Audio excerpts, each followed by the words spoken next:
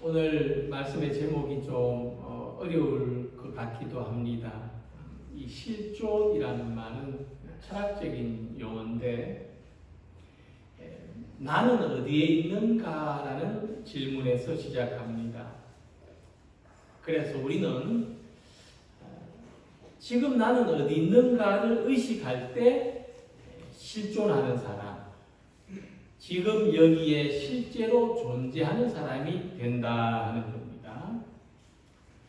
자, 나는 어디에 있습니까? 몸은 예배당에 와 있죠.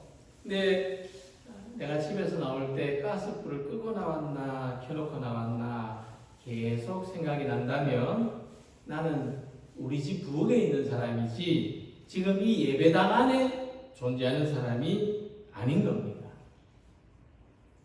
그래서 우리는 항상 내가 있는 곳에서 지금 내가 어디에 있는가를 의식하며 살아갈 때 그곳에 실존하는 사람이 될 수가 있습니다.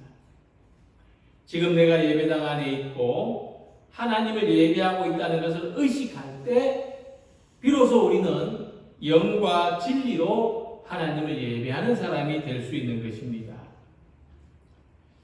그래서 바울은 우리의 실존을 이야기할 때 특별한 표현을 사용했습니다.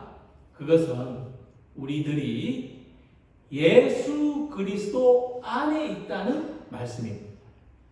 그래서 로마서 8장 1절 보면 그러므로 이제 그리스도 예수 안에 있는 자에게는 결코 정죄함이 없나니 라고 했습니다. 자신이 예수 그리스도 안에 있다는 것을 의식하는 사람에게는 결코 정죄함이 없다 하는 말씀입니다. 정죄를 받지 않는다 또는 자기 스스로를 정죄하지 않는다 하는 말씀입니다. 나라고 하는 존재가 예수 그리스도 안에 있다는 것을 의식하고 살아가는 사람, 거꾸로 말하면 예수님이 내 안에 계신 것을 믿는 사람은 죄에 대해서 자유할 수 있게 됩니다. 하나님 안에서 평화를 누립니다. 내가 예수님 안에 있고 내가 예수님이 내 안에 계시다는 것을 의식하고 살아가는 사람은 신앙적인 실존 안에서 살고 있는 것입니다. 그래서 우리가 신앙적인 실존을 가지고 있다는 것은 단순히 교회 다니고 있느냐, 교회 다니지 않느냐의 문제가 아니라 우리의 마음 안에, 우리의 생각에, 우리의 삶 속에 예수님이 계신가 또는 예수님이 계시지 않는가 하는 문제입니다.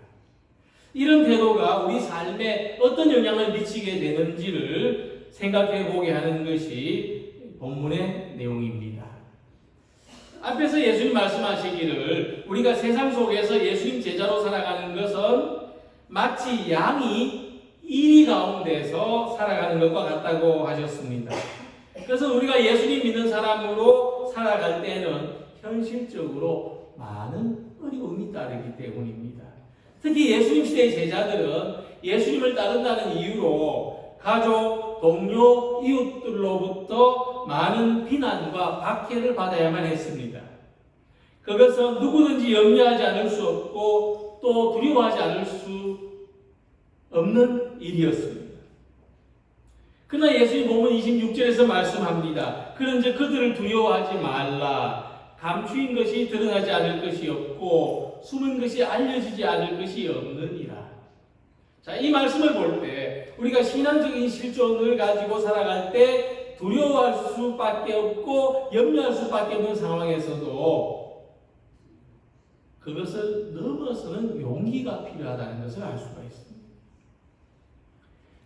신앙적인 실존, 내가 예수님 안에, 예수님이 내 안에 계신 것을 항상 의식하고 살아가는 이 사람은 용기를 가지고 살아가게 됩니다.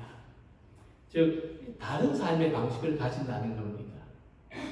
신앙이 있는 사람은 그렇지 않은 사람과 다른 삶의 방식을 가집니다. 그럼 뭐가 다르냐? 히브리서 11장 38절에 이런 말씀이 있습니다. 이런 사람은 세상이 감당하지 못한답니다. 다른 번역 성경에 보면은 세상은 이런 사람들을 받아들일 만한 것이 못 되었습니다. 이렇게 번역되어 있습니다. 세상이 감당하지 못한다. 또 다른 번역을 보면 그들은 세상을 가치 있게 여기지 않았습니다 하고 번역이 되어 있습니다. 그러니까 믿음의 사람은 세상을 가치 있게 여기지 않아요. 그러니까 세상이 감당 못하는 거예요. 그런 사람들. 세상이 좀 그런 사람들을 혹사 안아가지고 이 세상의 가치관대로 살게 만들고 세상 사람들이 다 하는 대로 살게 이렇게 만들어야 되는데 믿음의 사람들은 세상이 그렇게 할 수 없다. 오히려 믿음의 사람들이 세상을 바꾸어가는 거죠. 그렇기 때문입니다. 그래서 믿음의 사람들은 다른 사람들이 보편적으로 추구하는 것과는 다른 가치관을 가지고 살았고 다른 태도를 보여주었고 다른 모습으로 살아갔습니다. 오히려 예수님 따르는 제자들은 세상적인 삶의 방식을 무가치하다고 여겼습니다.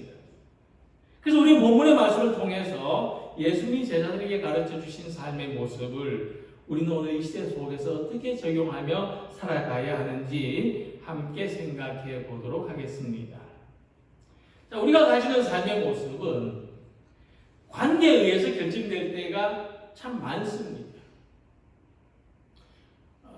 아마 오늘 이 예배에 오신 것도 하나님과 나와의 관계에 의해서 오신 것 아니겠습니까? 그러니까 부모와 자녀의 관계, 스승과 제자의 관계에서 이루어지는 삶의 모습도 각각 다를 수밖에 없습니다. 예수님은 우리와 예수님과의 관계를 이렇게 말씀하셨는데 제자가 그 선생보다 또는 종이 그 상전보다 높지 못하나니 라고 했습니다. 자, 이 말씀에서 예수님은 우리를 가르치는 선생님이라는 거죠. 또 우리는 예수님에게서 배우는 제자라는 겁니다. 또 이 말씀에서 어떤 관계가 설정되는가 하면 예수님은 우리의 주인이시고 우리는 예수님의 종이다. 또 예수님의 소유가 된 사람들이라고 말씀하십니다. 그렇기 때문에 제자가 선생보다 높지 못하고 종이 주인보다 높지 못합니다. 마찬가지로 예수님은 이 말씀을 하려는 게 아니고 내가 더 높다 이 말씀을 하려는 게 아니고 마찬가지로 제자가 선생보다 더 많은 권한을 받을 수 없고 종이 주인보다 더 큰 영광을 누릴 수가 없습니다.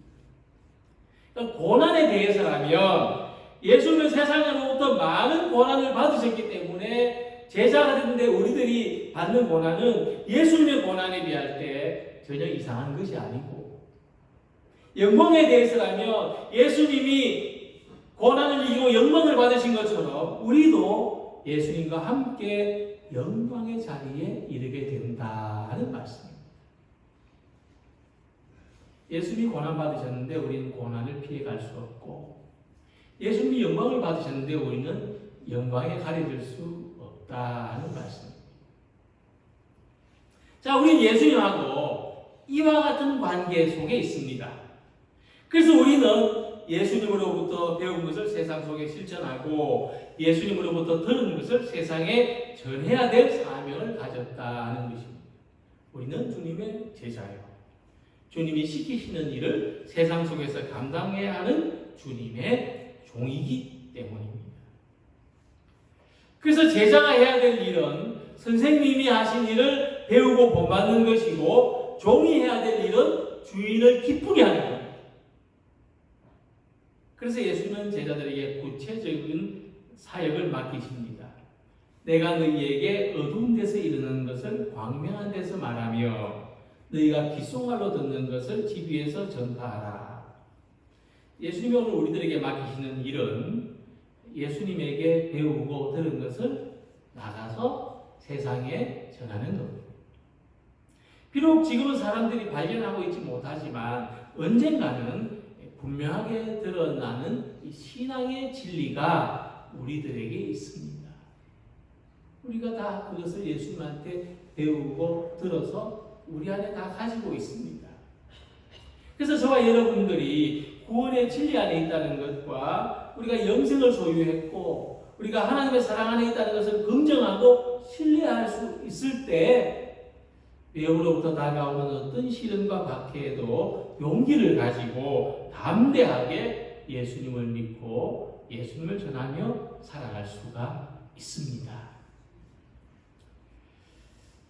독일의 어느 작은 마을에 피아노 연주자가 살았는데요. 그는 좀 자기가 유명하다면서 알리고 싶고 사람들이 많이 오게 하고 싶어서 신문에 광고를 낼 때 내가 당대 최고의 음악가 리스트의 제자라고 소개했습니다. 근데 사실 그는 리스트라는 사람을 한 번도 만나본 적이 없어요. 우리 말로 가짜로 광고를 냈습니다. 허위 경력을 실었습니다. 근데 공교롭게도요, 연주회 하기 며칠 전에 리스트라는 사람이 그 마을에 오게 됐어요. 큰일이 났습니다. 만약 자기가 리스트의 제자가 아니라는 것이 탄로나면 이제 더 이상 음악가로서 활동을 할 수 없는 거죠. 아무리 후회를 해도 다른 방법이 없습니다. 그래서 그는 결심을 하고 리스트를 찾아갔습니다. 그리고 무릎을 꿇고 용서를 빌었습니다. 제가 선생님의 이름을 도용했습니다. 그러자 리스트가 이렇게 말했습니다. 실수는 누구나 할 수 있지요. 그래서 당신이 당신의 실수를 보상한다는 마음으로 내 앞에 한번 연주를 한번 해보시오. 그렇게 말했습니다.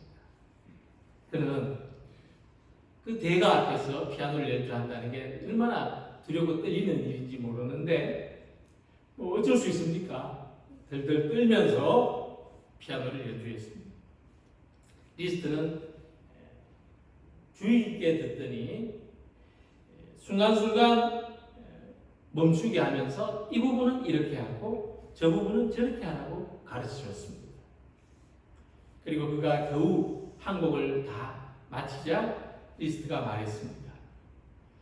단 한 번이지만 내가 당신을 가르쳤으니 이제 당신은 내 제자요.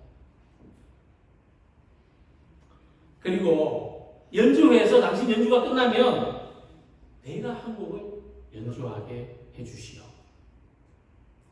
모든 사람들한테 가서 그렇게 말하시오. 그날 그 연주회에 리스트가 참석했어요. 사실 사람들은 그 연주자보다 리스트를 보려고 더 많이 몰려들었습니다. 그리고 그 연주회는 성공적으로 마치게 됐다고 합니다. 자, 이 이야기는 이 제자하고 스승의 관계가 어떻게 형성되고 어떻게 유지되는지를 가르쳐 줍니다. 우리가 단 한 번이라도 예수님 말씀을 듣고 은혜를 받고 그 말씀을 우리 마음에 담아두었다면 우리는 이미 예수님의 제자입니다. 우리에게 비록 부족한 것이 많을지라도 그것 때문에 내가 부족해서 예수님하고 우리와의 관계가 끊어지지 않습니다. 그래서 우리가 이제 예수님 제자로서 우리가 해야 될 일은 단 한 가지라도 예수님한테 배운 것을 실천하는 것이고 단 한 말씀이라도 예수님한테 들은 것을 전하는 겁니다. 그럴 때 우리가 예수님의 제자로 살아가는 기쁨이 있고 보람이 있는 겁니다. 사람들은 자기 선생님을 자랑합니다. 하다못해 이 동네 공원에 에어로빅 강사도 자랑합니다. 우리 에어로빅 강사가 아주 훌륭한 분이라고. 유명한 선생님의 제자일수록 그것을 영광스럽게 생각합니다. 자, 이제 우리들한테도 자랑할 만한 선생님이 있습니다. 예수님이 우리 선생님인 것을, 우리가 예수님 제자인 것을 자랑스럽고 영광스럽게 생각하시기 바랍니다. 그래서 예수님을 배우고 예수님에게서 듣고 예수님을 본받아서 살아가는 우리 모두가 되시기를 소망합니다. 두 번째로 예수님은 사람들에게 받는 고난을 두려워하지 말라고 말씀하십니다. 몸은 죽여도 영혼은 능히 죽이지 못하는 자들을 두려워하지 말고 오직 몸과 영혼을 능히 지옥에 멸하실 수 있는 자를 이를 두려워하라.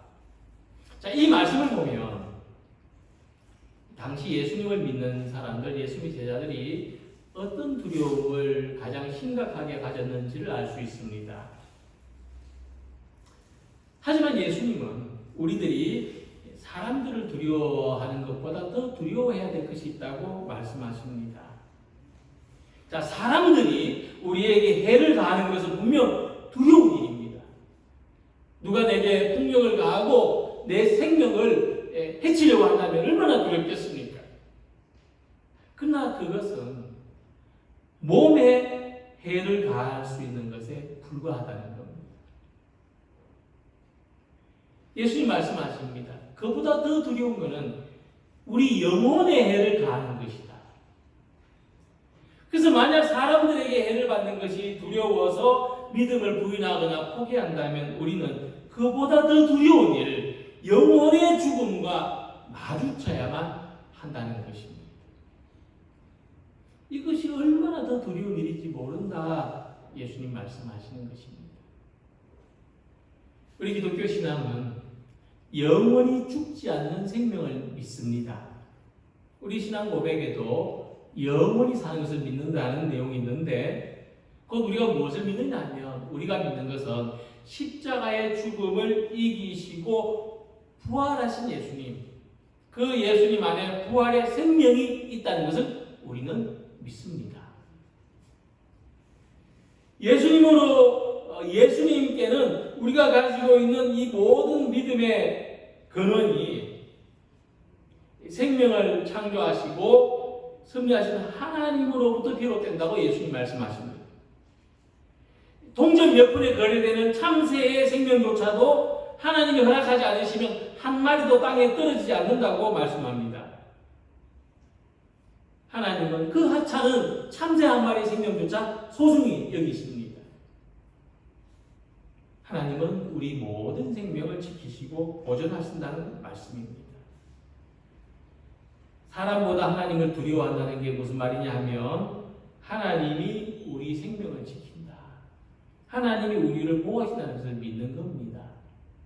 똑같은 두려움이 아닙니다. 사람들한테 가진 두려움은 우리 생명을 해칠 것에 대한 두려움이고 하나님에 대해서 가진 두려움은 경외하는 겁니다. 하나님이 사람들로부터 우리를 보호해 주실 만큼의 우리에게 생명을 다시 주실 만큼의 능력이 있는 분이라고 믿는 겁니다.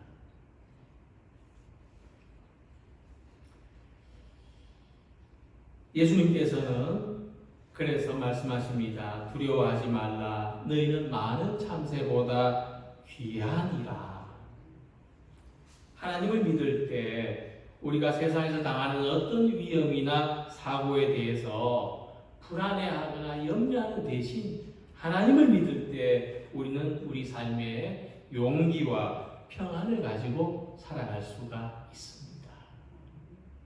하나님을 믿을 때 우리는 죽음의 두려움도 이길 수 있다고 믿습니다. 그래서 신학자 폴 틸리는 불안이 팽배한 사회에서 인간이 어떻게 하면 죽지 않고 살아갈 수 있을까를 고민했습니다. 우리도 자기의 삶과 자기 존재에 대해서 깊이 생각하면 이런 고민을 하게 됩니다. 내가 어떻게 하면 여기서 살아남을 수 있을까? 코로나 상황 속에서 내가 어떻게 하면 살아남을 수 있을까? 이런 고민 다 합니다. 어떤 사람들은요, 불안을 이길 수 없기 때문에 죽음을 선택합니다. 불안해서 스스로 생명을 포기하는 겁니다. 그러니까 스스로 생명을 포기하는 사람들은 다 그래서 합니다. 불안해서. 어제 뉴스에 비행기차 갑자기 문을 열었다는 사람이 있잖아요. 불안해서 그래요. 불안해서 뛰내리려고 했다지 않습니까? 그런데 폴 틸리는 말했습니다. 불안을 끊을 수 있는 방법은 죽음을 선택하는 것이 아니다. 그가 내린 결론은 뭐냐면 불안은 없애야 사라지는 것이 아니라 받아들여야 사라진다고 하는 것입니다. 사실 사람한테는 불안을 없앨 수 있는 방법이 없습니다. 그래서 불안에 벗어나기 위해서 죽는 것을 선택하기보다는 그래도 불안 속에서도 사는 것을 선택할 때 불안을 극복할 수가 있는 겁니다.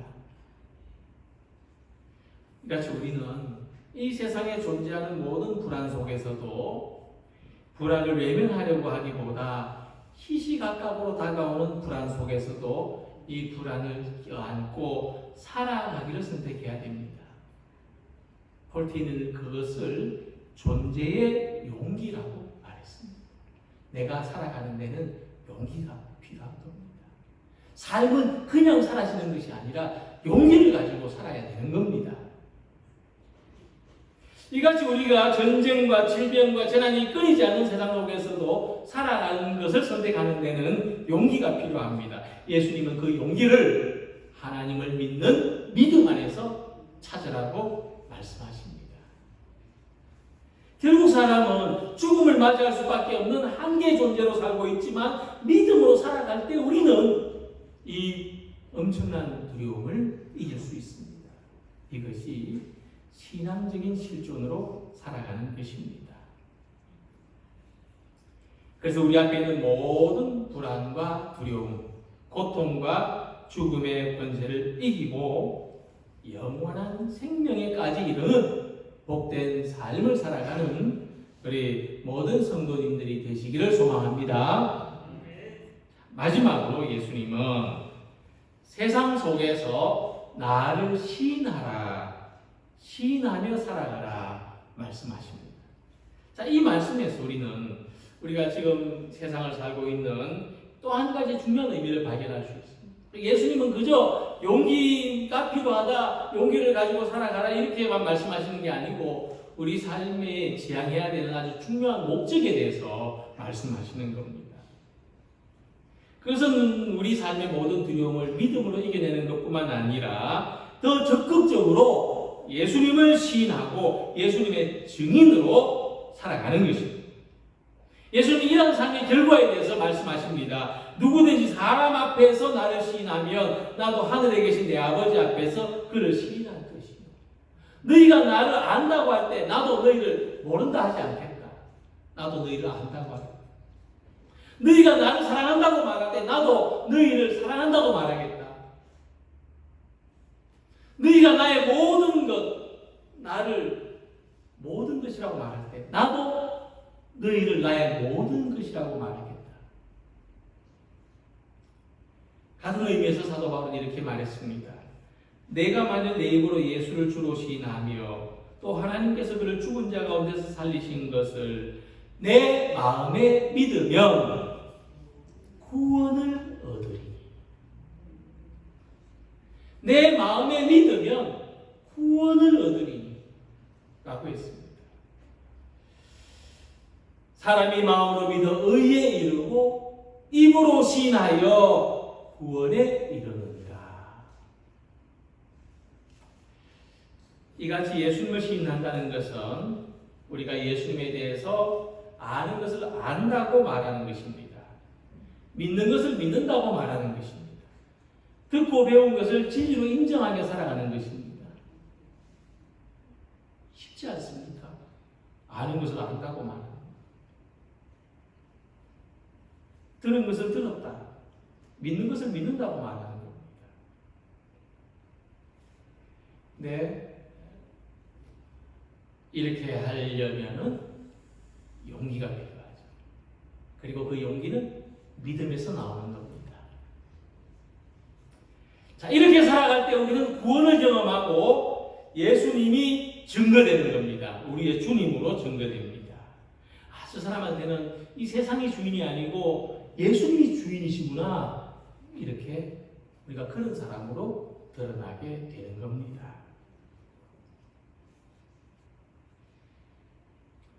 그럴 때 우리는 불안과 두려움에 연약한 인간의 실존이 아니라 강하고 담대한 신앙적인 실존으로 살아가는 성도들이 되는 것입니다. 기독교 신앙은 상황에 관계없이 오늘의 구원을 이루며 사는 것입니다. 그러니까 우리 구원은 멀리 있는 게 아니고 지금 여기에 있습니다. 여기. 하지만 아직 완전히 이루어지지 않았을 뿐입니다. 지금 여기에 있습니다. 곧 우리가 이 시간 속에서 신앙적인 실존을 가지고 예수님을 믿는 믿음 안에서 살아갈 때 오늘의 구원을 이루게 되는 것입니다. 자, 이와 같은 삶이 우리에게 소중합니다. 우리는 오늘 구원받은 사람으로 살아야 되지 않겠습니까? 그래서 예수님은 우리를 세상 속으로 보내십니다. 교회 안에서뿐만 아니라 세상 속에서도 예수님의 제자로 그리스도의 종으로 구원받은 사람으로 살아가게 하십니다. 그래서 오늘도 보내심을 받은 우리의 모든 삶 속에서 예수님으로부터 배운 것을 또 들은 것을 실천합니다. 세상에서 만나는 모든 고통과 두려움에서도 하나님이 지키시고 보호하시는 것을 믿고 예수님의 제자로 자랑스럽게 오늘의 구원을 누리며 살아가는 우리 모두가 되시기를 주님의 이름으로 기원합니다. 기도드리겠습니다.